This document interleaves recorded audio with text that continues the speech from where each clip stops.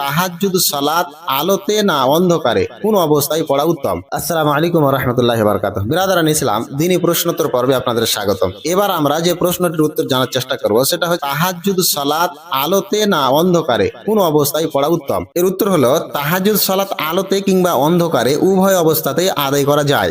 শরীয়তে এ ব্যাপারে কোনো বাধ্যকতা নেই। তবে কারোর যদি অন্ধকারে তাহাজ্জুদের সালাত আদায় করলে আল্লাহর ভীতি ও একাগ্রতা বেশি সৃষ্টি হয়, তাহলে তার জন্য অন্ধকারে সালাত আদায় করা উত্তম। কারণ তাহাজ্জুদের মূল উদ্দেশ্য হলো আল্লাহর সঙ্গে একান্তে সম্পর্ক স্থাপন করা, অন্তরে খুশু খুশু সৃষ্টি করা এবং আল্লাহর ভয় ও ভালোবাসা নিয়ে ইবাদত করা। তবে একটি বিষয় মনে রাখা জরুরি, হাদিসে আলো অন্ধকারের মধ্যে কোনো পার্থক্য করা হয়নি। অর্থাৎ শুধু অন্ধকারে তাহাজ্জুদ পড়াকেই বিশেষভাবে উত্তম বা সুন্নত বলা যাবে না। সুতরাং এক্ষেত্রে আমাদের মনে রাখতে হবে যে আলো নয়, অন্ধকার নয়, তাহাজ্জুদের সৌন্দর্য হলো অন্তরের একাগ্রতাই। সুতরাং আমাদের জন্য যে পরিবেশে খুশু খুজু, আল্লাহ ভীতি ও একাগ্রতা বেশি হয়, সে পরিবেশেই তাহাজ্জুদের সালাত আদায় করা উত্তম।